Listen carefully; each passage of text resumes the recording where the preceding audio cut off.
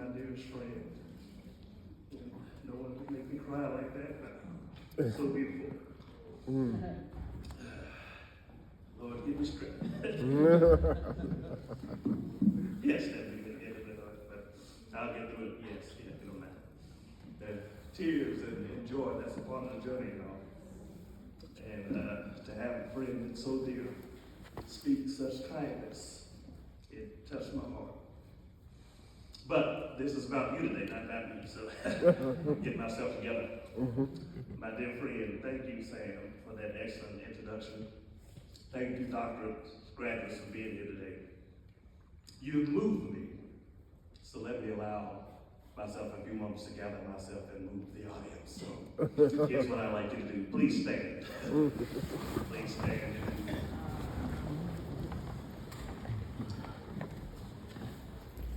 If you're able, stand. Take a step to the left if you will. Take a step to the right. All right, spin around.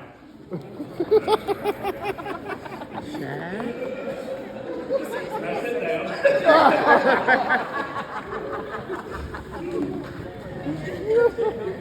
I think I can end my speech now. You can say, Dr. Tyson McMillan, movement. Oh, yes. And you will be telling the truth. You will be telling 100% the truth today. I acknowledge the administration of NAU, the board of directors, Dr. Cindy McMillan, president, Dr. Lynn Moore, most excellent. Let's give her a round of applause.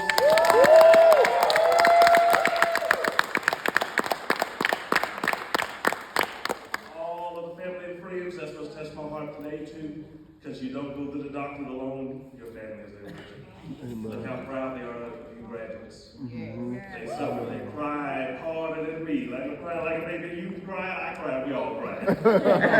Together. Family and friends of doctoral students, you were part of this journey. Former President Shape and family, part of this journey. And thank you for calling me to this third honor of commencement speech here at NAU. And I'll do it as many times if you want me to. So thank you again for that.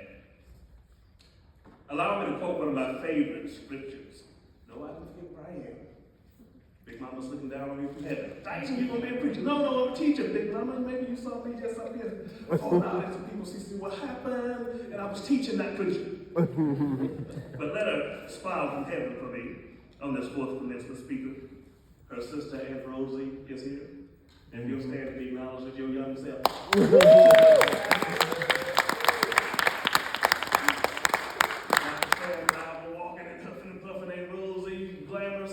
Walking, didn't even break a sweat. And we walked about a mile and a half to get here. But I'm reminded of scripture, for thou, Lord, art shield about me, my glory. Thank you. And the lift of my head. And my head is lifted, and my nose is clear. Psalms chapter 3, King James Version, 3:3 King James Version. Now when the storms of life come, I am reminded that I can walk through them with my head held high. Yes. I lift up my head because there's a higher power that has given me the ability to do so. And I'm reminded of that scripture as symbolic of your doctoral journey.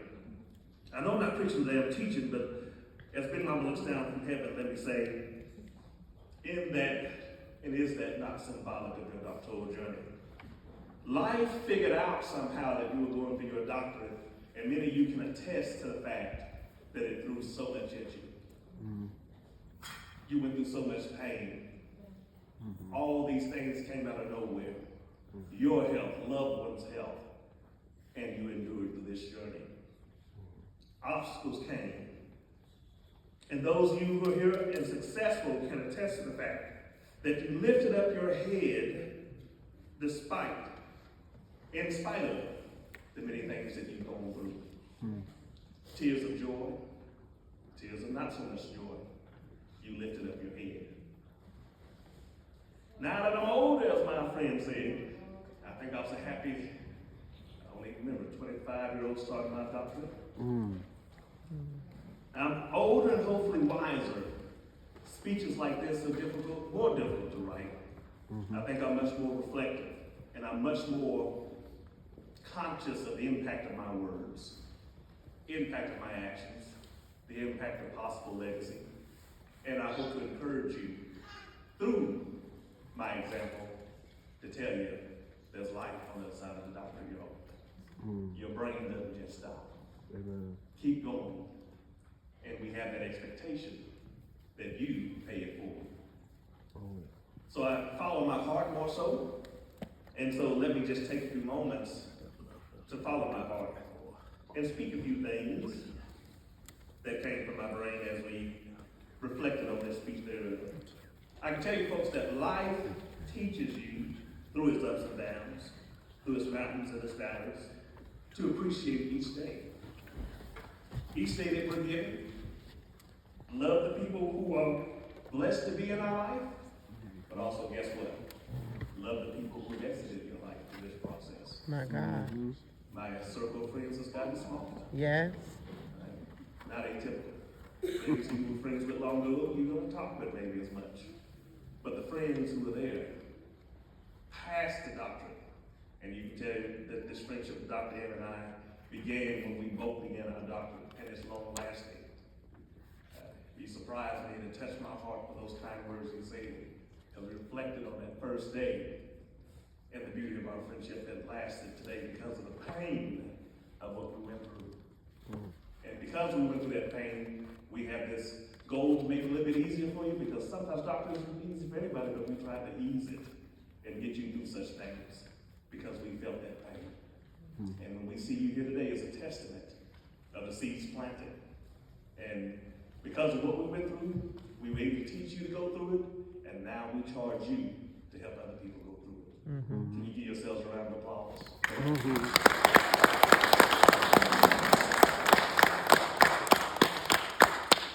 And yes, I mean that deliberately. People who come both in and out of your life, count that as a blessing. So I've learned not only for those who stayed, but from those who left. Right? Those who chose a different path. Those whose lives don't intersect the same as yours. Learn, keep growing. Build a professional network to replace that unprofessional network of those who didn't endure with you. Because long-lasting friendships, like Dr. Steve, Dr. Ed, are priceless. And that's a beautiful, beautiful thing. The doctoral path is like no other path. My dear mother and father only completed high school education. And when I was writing my dissertation, my mama wanted to bring comfort, but she didn't know how. How is it that a 205-page paper could have my son in tears? Did y'all feel some tears, Dr. Lewis? Look at me. Did you get some people crying on the side? Did you get people throwing it against the wall? Tired of it? That's what it takes you through. And unless you've been through it, it's hard to explain. But I feel you. NAU is a system of strength. This is the first time we met our students in person, but I still feel such a connection to all of you. That's the beauty of what NAU does. That one-on-one impact, one-on-one support through one of the toughest papers of your life. The doctoral graduates in this room can attest to the emotional roller coaster that is writing a dissertation. And now you can count yourself among that 1 to 4% that Dr. Moore mentioned, of those who've actually completed it. That tells you again, you are among that group, but you can also help others get through it because of what you've been through. Remember that. So give yourselves an applause and pat on your own back. Go ahead.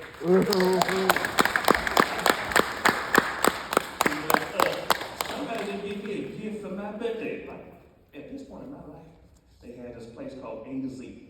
You know what I'm talking about? All I gotta do is push a button and then packages come to my own door. Sometimes I surprise myself. I don't even remember that I ordered that. If no one pats you on your back, finish your doctor, you pat yourself on the back, okay? Come on. And get yourself from A to Z. What does the doctoral journey teach us? It teaches us that the journey has only just begun, even though it's hard. It's tenuous, it's wrought with pain, it's filled with joy, it's a journey with sorrow, a path that will make you humble. It certainly made me humble. Mm-hmm. It teaches us that we have a lot more to learn and a lot more to gain. And it teaches us again to be thankful for those who came in and out of our lives on this journey. I tell you, the ultimate test is those who stayed with you after the journey. Those are your genuine friends. Look around this cohort. Become genuine friends. You supported each other. And you helped each other get through. When you're on that boat of quitting, on that road, you helped each other get through. It's not just about the teachers here on this stage, but the students to your left and your right who helped you get through. And y'all know it. The NAU doctors, I'm proud of each of you. I'm very proud of each of you. And throughout the program, as you can recall, I began every email with future doctors. Right? Today, now I'm glad to call you doctors of the present and the future. Oh, yeah. That's what you are now. And I know that the future shines bright because it's in your able hands. Mm-hmm. And that makes me smile. And makes me proud of this journey as a teacher. You might say that you went through a journey that is often clear as mud. Reminded of that Mosteller study in 1989, where he talked about the muddiest point lecture, in which I still use today. Dr. Mosteller posed 3 questions at the end of each class. What's the most important point of the lecture? What's the muddiest point? And what would you like to hear more about? And this still today is a great way to improve comprehension. So I'm teaching how to teach people. I'd be thinking, sometimes, I just gave you the greatest lecture ever. And I posed those 3 questions, and I'm like, oh, they didn't get anything I said, But you can't correct what you do not measure. This is an instrument to help you measure true comprehension of your students. So I ask you today, if you're taking notes, you might write down today what was the most important point of my speech. Don't just write down and be quiet. Okay? What was the muddiest point? And what would you like to hear more about? As you're reflecting over your doctoral journey and hopefully eating a delicious piece of fried chicken, I'd like you in that same spirit to ask on the doctoral journey, what was the most important point of your doctoral journey? What was the muddiest point? And what would you like to hear more about? Because your brain does not stop because you finished your doctorate. This is only but the beginning of your journey. Continue to ask questions, continue to pose questions, continue to generate new knowledge, continue to teach as you learn. Educate others as I myself become educated. That's one of my life philosophies. Learn from the 15-year-old dual credit student just as much as I learned from all those doctoral scholars who taught me along the way. From the Aunt Rosies and the big mamas of my life who teach me the wisdom of life. Learn from each of those and then pay it forward. Or as my late Uncle James, the husband of Aunt Rosie, would say, keep on living. Uncle James, I loved him, and he had this great wisdom and a kind voice, and he passed away recently. And I reminded him in my youth when I found the first gray hair in my beard. I said, Uncle James, I found a gray hair in my beard. He laughed at me and said, keep on living. I won't tell you how many I can count there now that I shaved off this morning. But I'm keeping on living. And I ask that you today refrain from being so academically minded that you know earthly good.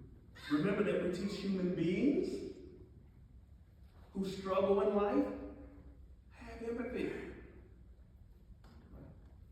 You've gone through a tough journey. Have empathy for those going through the same journey. Yes, sir. Be humble about the student experience. Share your experience. Share your pains and joys. When people see that huge dissertation on your wall, tell them this came with joy, but it also came with pain, and guess what? I made it. Okay. Let it be symbolic of all of it. Share your story. The doctorate is hard. It does not mean that you paid your dues. It means that you're willing to pay your dues. That's what kept me humble in all of this. I had no degrees in the thermometer, but I'm still willing to pay my dues. I still got to put in the work. You know? Only EDs and PhDs may apply. This is what you're going to see on a lot of things. But you still got to put in forth the work. And when you get the job, you still have to do the work with integrity. These are the things we teach you in programs such as this. You must still work, and the doctorate is only the beginning of the work. Remember that. I have no intention of undermining anyone who's gone through some trauma, but I would tell you that dissertation can be a traumatic experience. As you can attest to. Oh my goodness. But I'm saying to you that the dissertation process is traumatic, but when you write that document, Dr. M, over and over again, you can attest. And it's not done until ProQuest says it's done. You get it. My goodness. It's a dynamic process too. And if you find a typo in it after you publish it, say nothing to anybody. Just smile and keep walking. But it's critical thinking on another level. Okay?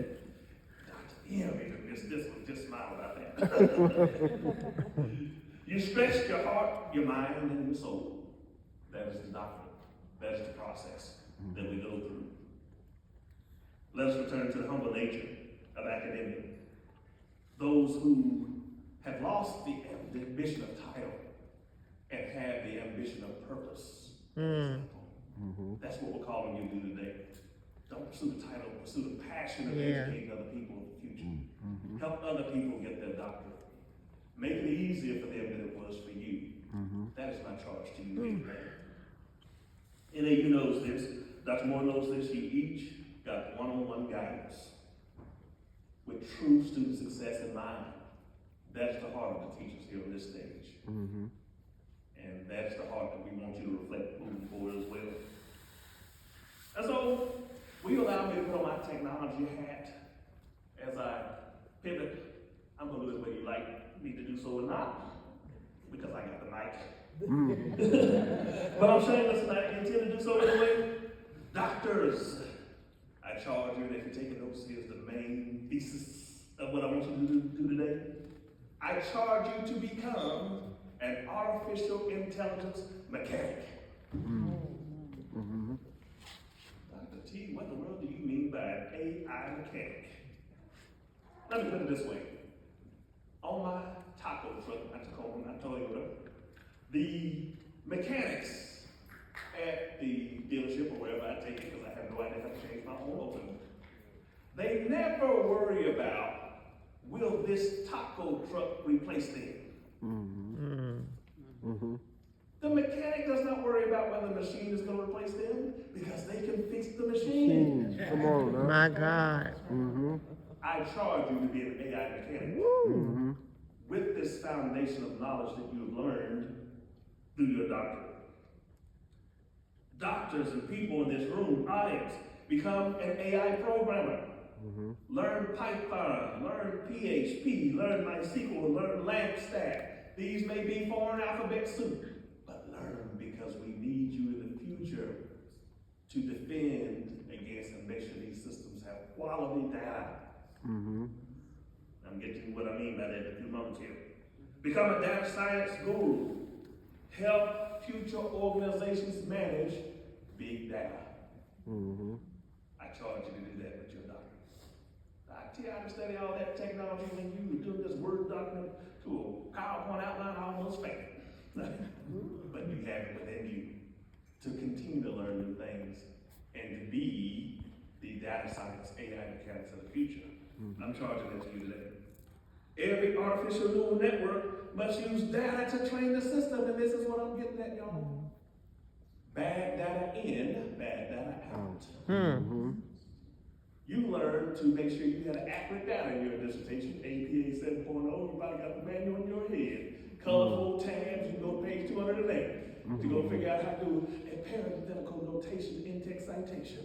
You can make sure that data is accurate when it's fed into these AI systems. You have the skills with a Z at the end to do this. Wow. Where does this data come from? It comes from human beings who feed into the system. Right. If you are not the AI mechanic and the AI guard, there's potential for inaccurate information to be fed into these systems. Biased information to be fed into these systems. And therefore the system generates fast but inaccurate results. Wow. You need to be the guardians of this data. Doctors, I charge you to do that in your role.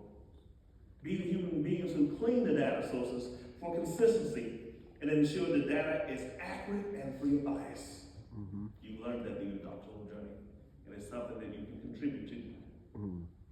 Bad data in, bad data out. Good data in, good data out. Doctors, at the same time, I charge you to be those good keepers of the AI data in this age of AI. Become those human beings and those AI change agents. So much so that you go and obtain new knowledge. Even with my doctorate, I just completed 2 classes at Stanford on the same topic. I'm practicing what I teach. I want to be there with you, being the keepers of accurate data fed into these systems. ChatGPT, Siri, Alexa, all of them being fed data. Let's make sure that the data is accurate. Wow. Data sources and artificial neural networks, you will always have a job if you understand how to feed it accurately, how to put scholarly data into the system, how to make sure when those young people use it to try to generate a 500-word essay on Newton in 3 seconds, it's not quoting George Washington. Dr. Sam will tell you that fast does not mean accurate. AI, folks, is the new Google. I'm not going to let them use that in my classroom. It's like saying I'm not going to let them use Google. The cat is out the bag, the train has left the station. What can we do? Make sure that it's accurate information when they use it. Hold them accountable for citing the source. Don't be talking about you done got it from yourself, and when you copy and paste from ChatGPT, then you head teachers and have these little red bubble words in it. I'm getting a lot of this from essays. Human beings don't put red bubble keywords and stuff. It's like copy and paste from Wikipedia, and it kept the underlines in it, and I just go to the link, I hold down control. Oh, so that's the Wikipedia page you stole this from. Right? Wow. Is it accurate? Did you cite your sources? If the cat is out the bag, we educators have to make sure we are protectors of that data, that is accurate data, and students are accountable for reporting accurate data. We can do that. Don't get mad. Teach them the right way. Yeah. Teach them about accurate information sources. Fast does not mean accurate. Can you say that with me? Fast does not mean Fast does not mean accurate. Fast does not mean accurate. And I love what Dr. Sam will say. First is not necessarily accurate and correct. Okay. So keep that in mind as we move forward. As we reflect on your doctoral journey, and in conclusion, I believe that society will adopt AI and it will become a part of our everyday lives. AI is everywhere, including but not limited to education and transportation. As lawyers will say, whether or not AI will become prevalent in every area of society, well, it's a moot point, because it's here. Okay. The other day I wasted some delicious kombucha green tea on my floor, that same kind of floor where y'all see me with my library, a real library background on Zoom, y'all, you know? And I have a mop in my house. I have no idea where it is. But I have 2 of those robots in my house that are programmed and have mapped out my entire floor. So what did I do? Bloop, bloop, bloop. Robot, come mop this up. Okay. I went back in there and it still was a little bit sticky, you know? This ain't good enough. Bloop, bloop, bloop. Robot, come mop this up again. And so it did a pretty good job that second time around, and I went back to my everyday life. That robot cleaned the floor so well that it operated behind the scenes and I didn't even know it was there. Such as AI. We're gonna do that in our everyday lives. We're gonna boop, boop, boop, push those buttons so it'll just detect the green tea on the floor and say, I know this doctor, because everybody else drinking green tea up in here, and let's go clean it up.